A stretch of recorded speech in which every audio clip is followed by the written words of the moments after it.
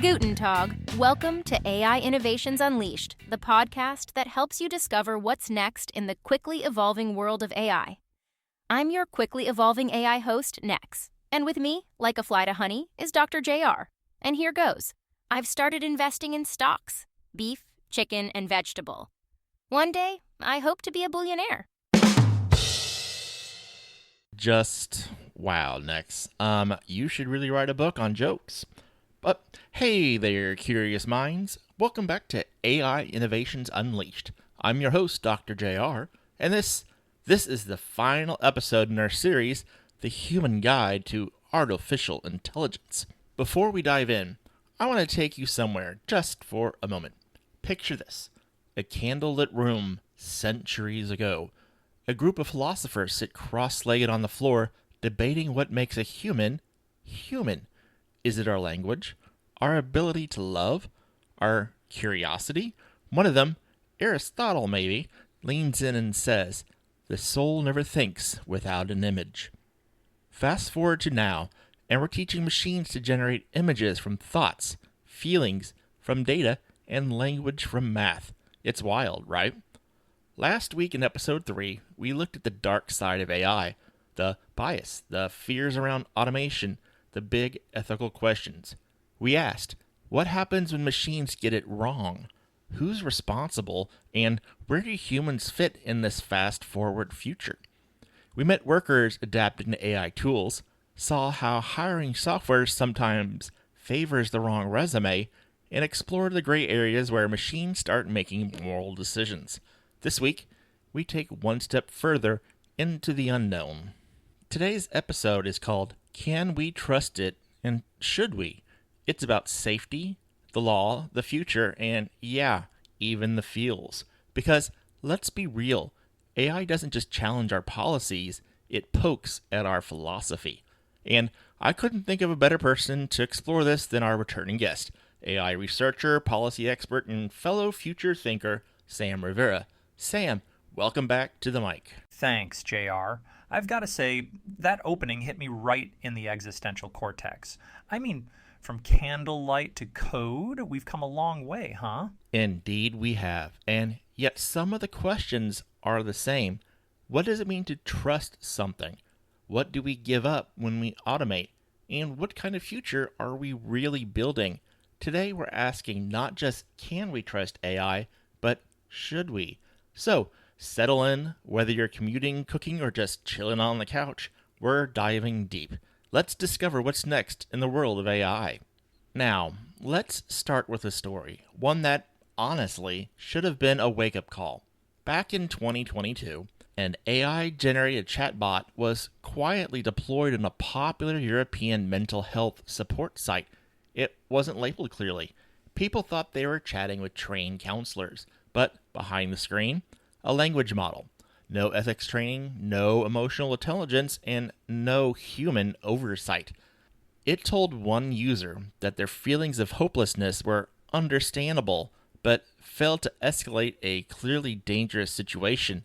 That user later ended up in a crisis. The kicker? No laws were broken because there were no laws. Exactly. That moment, like so many others, was a signal flare. When AI exploded onto the scene, especially with tools like ChatGPT in 2023, the tech moved way faster than policy. It was like giving jetpacks to toddlers without telling them how gravity works. Not the metaphor I expected, but hey, it works. Right? But really, there was zero comprehensive regulation in place when these systems began scaling across sectors: healthcare, education, finance. No mandated transparency, no external audits, no requirement to even say, hey, this is AI you're talking to. And the public, suddenly surrounded by these powerful, convincing systems with no safety rails. But slowly, the world's catching on. The European Union is leading the charge with the AI Act, which just got final approval earlier this year in 2025. It's the first legal framework trying to categorize AI by risk, banning uses like biometric surveillance in public, and tightening control on high-risk AI in hiring, education, and law enforcement. Yeah, the EU basically said, let's not wait for a disaster to write the rules. And then you have countries like Canada proposing their Artificial Intelligence and Data Act, AIDA, and the UK focusing on industry-led standards with strong government oversight. And then here in the US, it's still kind of a patchwork. States like California and Illinois have privacy laws that touch upon AI, but no big federal umbrella yet. President Biden's executive order on AI in 2023 was a solid first move, focusing on transparency, bias reduction, and national security, but it's more guidance than law. Exactly. And meanwhile, tech giants like OpenAI, Google DeepMind, and Meta are publishing their own safety standards, which honestly is a little like the fox writing the henhouse manual. So true. The key point for listeners? Regulation isn't about stopping innovation. It's about creating trust, protecting privacy, and making sure we don't get caught in a tangle of unintended consequences. People need to know where their data is going. They need to feel confident that a hiring algorithm or a loan application AI isn't quietly discriminating against them. Good regulation doesn't slow down good tech, it strengthens it. All right, Sam, let's get into this idea of safe AI. It's a trendy buzzword. We hear it at tech conferences and headlines on social media, but for someone just trying to understand how this stuff affects their daily life, what does that even mean? Yeah, safe AI sounds good on paper, but let's unpack it. At its core, safe AI means that the technology does what it says it'll do, reliably, doesn't harm people, either directly or by accident. And when things go wrong, there's someone accountable. Let's compare it to a microwave. You expect it to heat your food, not explode, not spy on you, and definitely not rewire your fridge. It comes with safety standards, inspection labels, and instructions. You trust it because it's been tested. I should work the same way. But right now, most of it doesn't come with a user manual, and even the developers don't fully understand how it works under the hood. So, we're basically plugging in machines we don't fully understand and crossing our fingers that nothing weird happens? Pretty much, yeah. Here's a real example. In 2023, a hospital in the Midwest used an AI system to flag patients for follow-up care after surgery. It was supposed to help nurses prioritize. But guess what? It was trained mostly on data from white patients.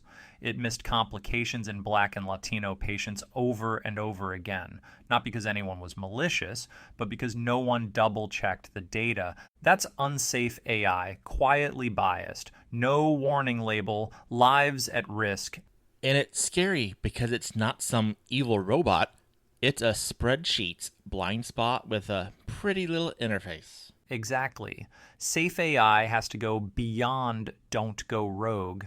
It's about building systems that are trained on diverse, accurate data, are audited regularly, and offer transparency, so people know why a decision was made. And right now, a lot of that currently doesn't exist? Not yet. Most AI models today are like black boxes. You feed them info, they spit something out, but we don't always know why. That's a huge problem if you're applying for a mortgage, being sentenced in court, or getting medical treatment. And that's why some companies and researchers are working on explainable AI, which means systems that can show their work, like a student showing the math behind an answer. And then there's the trust factor. If people don't trust the system, they won't use it. Or worse, they'll use it blindly, assuming it's smarter than it actually is. Totally. Safe AI has to be human-centered. It should enhance our decisions, not replace them. That means designing with empathy, not just efficiency. You've got to ask, who's affected? Who might be left out? So, if I'm an everyday user, what can I look for to know if an AI system is safe? Good question. Here's a checklist. Is the AI clearly labeled as AI? Is there a human in the loop for critical decisions? Is there a way to opt out or appeal the result? Does it tell you where it got its information? If the answer to most of those is No, you're probably not dealing with safe AI. That's solid. It's like buying food. You want to know the ingredients, who made it, and whether it passed inspection. Exactly. And with AI, we're still figuring out the recipe. All right, Sam, let's shift gears a little. We've talked about safe AI from a technical standpoint, but I want to talk about the emotional side for just a minute. Because, let's be real, some of the stuff is flat out unnerving. Totally. I always say AI doesn't just disrupt workflows, it messes with worldviews. There's excitement, sure, but there's also fear, skepticism, even grief. People are wondering what's real anymore. Which brings us right into the deep fake rabbit hole. And I want to kick this one off with a real story that hit hard. So, earlier this year, a single mom in Colorado got a terrifying call. It was her teenage daughter sobbing, saying she had been kidnapped. The voice was panicked, trembling. She begged for help. But it wasn't her daughter. She was safe at a ski camp. The voice? AI generated. A deepfake clone built from a few seconds of audio pulled from her daughter's Instagram post. The scammers used it to demand ransom money, and for 10 agonizing minutes, that mom thought her world was ending. Yeah, I read about that. Heartbreaking and horrifying. That's the emotional weight of AI gone wrong. It's not just about bad code or glitchy systems, it's about trust being broken in the most personal way possible. So, let's break this down for our listeners. What exactly is a deep fake? Great call. A deepfake is basically AI-generated media, video, audio, or even text that's designed to look and sound real, but isn't. It uses a kind of AI called Generative Adversarial Networks, or GANs for short. Think of it like two neural networks playing tug of war. One tries to create a fake, the other tries to detect it. The more they battle, the better the fake gets. And now with voice cloning, face swaps, and AI video generators, these tools are getting scarily convincing. For sure. And the problem is they're not just being used for fun or entertainment anymore. We're seeing deep fakes pop up in scams, political misinformation, fake job interviews, even fake endorsements in social media ads. Just last month, a deep fake of a well-known climate scientist went viral. He appeared to reverse his stance on global warming in a fake video shared across Telegram and TikTok. It took days for the fact-checkers to catch up. And by then, the damage was already done. Exactly. This is why digital literacy is going to be a survival skill in the AI age. So, let's help our listeners out just a little bit. What are some red flags to look for when trying to spot a deep fake? All right, here's a quick cheat sheet. Weird eye movement or a lack of blinking. Mismatched lighting. The face might look brighter or fuzzier than the background. Odd mouth movements, like the lip sync is off just slightly. Flat emotion. The tone doesn't quite match the words. And always double check the source. If it feels shocking, too perfect, or too outrageous, it might be a fake. There are even tools now like Reality Defender and Deepware Scanner that flag potentially manipulated content. That's helpful. It's like we all need to learn a new kind of digital street smarts. Now, let's go bigger picture for a second. AI doesn't just confuse us, it makes us feel things. And I think we're all kind of in this soup of wonder, fear, and disbelief right now. Totally. And the truth is, that's normal. We've never had a tool that can write poetry, diagnose illness, and impersonate your cousin all in the same hour. It's okay to feel a little freaked out, but also, it's okay to feel amazed. I mean, look at what AI is doing in the fight against rare diseases, finding new protein shapes that humans never spotted, or in climate modeling, giving us predictive insights to fight wildfires or improve crop yields in vulnerable regions. So it's like AI is this giant mirror. It reflects our fears, but also our hopes and potential. And maybe that's why it hits so deep. It forces us to ask, what kind of future are we shaping here? Exactly. AI isn't just a tool, it's a relationship between us and the systems we build. And every relationship needs boundaries, understanding, and communication. All right, we've talked about trust, safety, scams, and deepfakes. But let's take a breath and look further down the road. I want to talk about the big one, the one people whisper around like it's a ghost in the machine. AGI. Yes, artificial general intelligence. The idea that one day we'll have machines that aren't just good at one task, like playing chess or writing emails, but can do anything a human can do. Think learning, adapting, creating, reasoning, even feeling in a way that mimics us. And let's be honest, depending on who you ask, that's either the dream or the apocalypse. Right. And the truth is, no one knows exactly when or even if AGI will happen. Some researchers say it could be within a decade. Others say it might never truly arrive.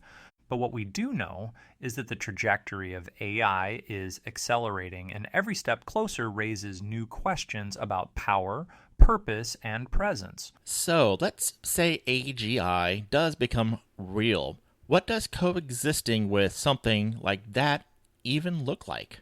Well, first, we have to stop thinking of it as an all-or-nothing scenario. It's not like one day we wake up and suddenly HAL 9000 is running the DMV. Coexistence will likely look more like a slow fusion, machines becoming more integrated in our lives, more intuitive, more present in everything from medicine to personal relationships. In some ways, we're already in the early stages. You mean how, like, AI is starting to collaborate with people and not just automate things? Exactly. We're entering what some people call the human-AI teaming era. Think of AI as a co-pilot, not a driver. In operating rooms, AI can now highlight cancerous cells on a surgeon's screen in real time. In journalism, reporters use it to check bias or summarize long documents. The key is to keep humans in the loop, especially for decisions that affect lives, justice, or dignity. Let's talk about feelings again for a second. There's so much anticipation about AGI, but also fear. Not just of machines replacing us, but of us losing something deeply human in the process. Totally. I think there's this quiet fear that if machines can paint, write, and even talk like us, then what makes us special? But the answer isn't in competing with AI, it's in embracing what it can't replicate, at least not yet. Things like intuition, empathy, cultural wisdom, human connection, and maybe most importantly, meaning making. Machines can analyze a love letter, but only a human knows what it means to write one with a broken heart. So poetic and true. So maybe the real challenge isn't keeping AI in check. Maybe it's remembering who we are and making sure we build systems that serve those values. Absolutely. It's not about fearing the rise of machines. It's about shaping the rise of machines to elevate the human experience, not erase it. I couldn't agree more. And on that, let's take a quick pause to hear from the sponsor that helps make this podcast run. Ever feel like your business decisions are made by throwing darts at a board? It's time to upgrade to a more precise approach. Enter Next Wave AI Strategies, your co-pilot in navigating the digital frontier. At Next Wave AI Strategies, we harness cutting-edge AI innovations, advanced data analytics, and strategic consulting to drive business transformation. Our mission is to empower your organization to thrive in the digital era and achieve a sustainable competitive advantage. Imagine having an AI assistant that doesn't just suggest your next binge watch, but propels your business into the future. That's what we offer, a partnership that turns complex data into clear strategies, and strategies into success. So, if you're ready to stop relying on gut feelings and start making informed choices, visit us at nextwaveaistrategies.com. Let's make your business smarter, one algorithm at a time. And welcome back. Okay, Sam, before we wrap this series up, I've got one more thing I want to touch on because our inbox has been flooded with versions of the same question. What happens to creative jobs when AGI shows up? Writers, designers, musicians, they're all wondering, is this the end? Or is this just the beginning?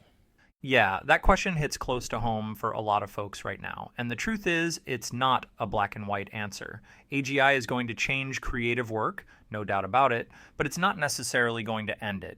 It's more like this. We're not being replaced, we're being repositioned. I like that.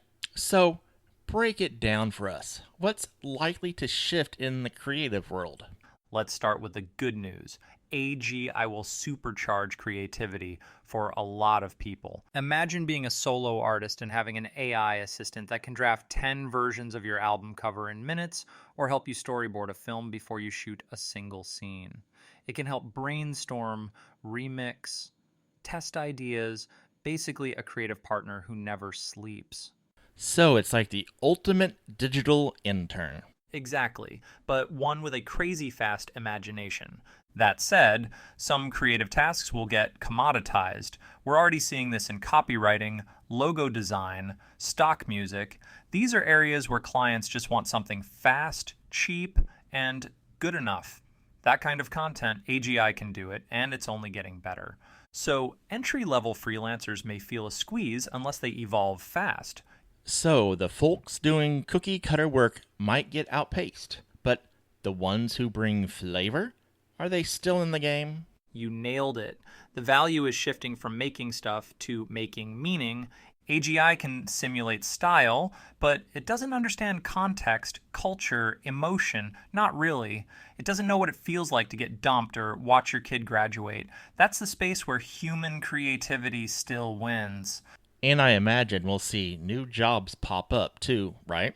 Absolutely. We're talking AI prompt designers, creative directors for AI-generated campaigns, ethical editors who make sure AI-generated media doesn't cross lines, even vibe curators for brand voice consistency across platforms. It's like when Photoshop hit the scene. Some roles disappeared, but way more evolved or got created from scratch. So, the takeaway here is don't panic, but do adapt.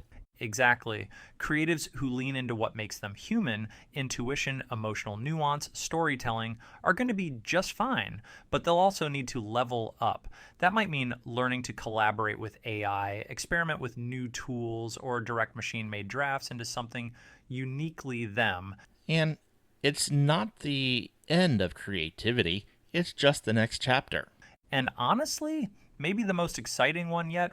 Alright, before we hit some listener questions and wrap up this series, I want to toss one more thing your way. A little thought experiment fusion to stretch the brain a bit. So, let's imagine it's 2040, and AI wins a Pulitzer for a novel no one knew was written by a machine until after the award ceremony. Another AI is helping millions of people through depression and anxiety. It listens, remembers your struggles, and offers compassion. Folks say it saved their lives, but it doesn't feel a thing. It's just well-coded empathy. And in one corner of the world, a city just elected a fully AI-driven digital candidate. No body, no past, just policy. Voters loved it. Called it the most drama-free election they've ever had.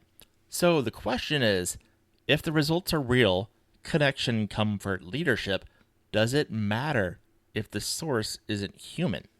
Or are we crossing into dangerous territory where the illusion of intelligence becomes more powerful than the real thing? Woo, that's like the AI trifecta right there, and honestly, it's not as far off as people might think. If a machine can create something beautiful, heal someone emotionally, or lead a community, the outcome feels real, but what's missing is shared experience. That human, I've been there too energy.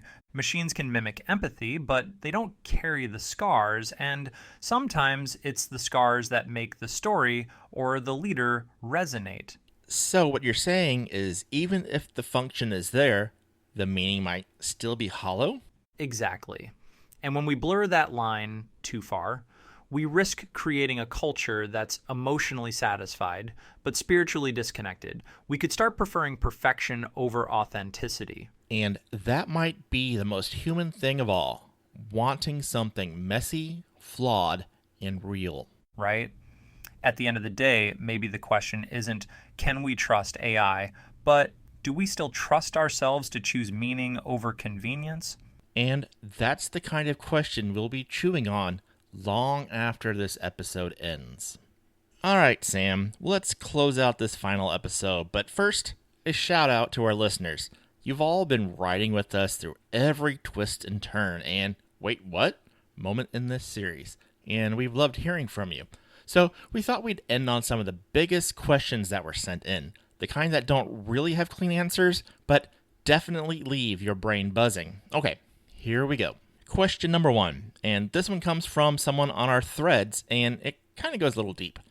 It says, if AI can be more efficient, less biased, and more productive than people, should we let it make important decisions for us, like in medicine, hiring, or even politics? Or is keeping humans in charge more about control than actual results? Oof. That's the kind of question that shows up on a philosophy final and a tech ethics panel. Honestly, in some cases, AI does outperform humans. It spots patterns in medical scans faster or filters resumes without needing coffee, but there's a fine line between assisting decisions and making them. Right. Just because it can make a decision faster doesn't mean it should, especially when people's lives, identities, or their livelihoods are on the line. Exactly. And sometimes human control isn't just about efficiency, it's about accountability, context, and empathy. Things AI still can't do in a meaningful way. So maybe the answer isn't all or nothing. Maybe it's AI support so humans decide, at least for now. All right, question number 2 comes from our Discord channel. Now that AI can write, paint, compose, and mimic emotional tone, does human creativity still matter in the same way? Or is creativity just changing into something we co-author with machines? This one's personal, and honestly, I think human creativity matters more now than ever because AI can imitate style, but not why that style exists. AI might generate a melody, but it doesn't know heartbreak. It can paint a sunrise, but it's never lost sleep waiting for one. Ah, preach it. I see it as a new kind of canvas. We're not handing off creativity, we're expanding the toolkit. But yeah, co-authoring with AI, that's real. And it's not cheating, it's just a new form of collaboration. Like photographers using Photoshop or musicians using synths. The human soul's still in there, it's just playing with some new brushes. And we're up to our last question coming from our email. We keep asking whether we can trust AI, but here's the flip. Should AI be able to trust us? If we train it with our data, our flaws, and our goals, what kind of digital society are we teaching it to replicate? Okay, I love this question because it shifts the spotlight. We're so quick to frame AI as the risky variable, but we're the ones building it, feeding it, shaping it. And right now, we're training AI on data that reflects a lot of our biases, shortcuts, and misinformation. If AI learned morality by watching us, it might get confused. Yeah, we're not always the best of role models. Not yet. But here's the upside. If AI reflects us, then it also reflects what we choose to teach it next. It's a mirror, and we still have time to clean the glass. That right there feels like the mission. Build AI that not only works, but reflects the best of who we are. Phew, this whole conversation's got my brain feeling like it just went through a full system upgrade. Same here. Feels like we just mapped out the past, present, and possible futures of AI in one episode. And honestly, that's kind of what this whole series has been about. To everyone listening, whether this was your first episode or you've been with us since episode number 1, thank you. This journey, the human guide to artificial intelligence, has been asking the big questions without getting lost in the jargon. We started by busting myths and defining what AI actually is. No, it's not magic, sentient, or evil yet. Then we showed you how AI is already in your life, from your playlist to your Uber routes, and how it's starting to collaborate with creatives. We went deep into the dark side, exploring bias, ethics, and how real people are adapting to machines in the workplace. And today, we brought it home with trust, safety, regulation, AGI, and how to make sure humanity stays at the center of the equation. Honestly, the coolest part of this whole series, we didn't try to simplify the tech, we just made space for human curiosity. And that's what makes the AI conversation worth having. I couldn't agree more with you, Sam. And hey, if this series got you thinking, but you're still wondering, okay, but what even is AI really? Then you're going to love what's coming up on our next series. Starting in May, we're kicking off a brand new 4-part series called May I Learn About AI? It's a beginner-friendly guide to AI that's built for everyone. Your mom, your barista, your Star Wars-obsessed roommate, or me. And yeah, each episode is inspired by a quirky May holiday. We've got Star Wars Day because, duh, and May the 4th be with you. We have Mother's Day, so don't forget kids and significant others. This is going to be your friendly reminder. There's Geek Pride Day, where you can wear your pocket protectors with pride. And we might have a few surprises along the way. I love it. A little bit of learning, a little bit of nerdery, and a whole lot of, oh, now I get it. Exactly. So if you've ever asked, why does my chatbot sound like it's gaslighting me? Can AI be biased? Or just, wait, how does this thing even think? Well, this series is going to be for you. So hit follow, share it with a friend who still thinks AI is just robots, and join us every week in May as we ask, may I learn about AI? And that's it for AI Innovations Unleashed and our series on the human guide to artificial intelligence. From curious minds to cautious hearts, we've unpacked what AI means for all of us. If you've enjoyed the ride, leave a review. Follow us on Spotify or Apple Podcast or wherever you get your podcasts from. And from my mic to your mind, Dr. JR here. Stay curious, stay cool, and we'll help you discover what's next in the world of AI.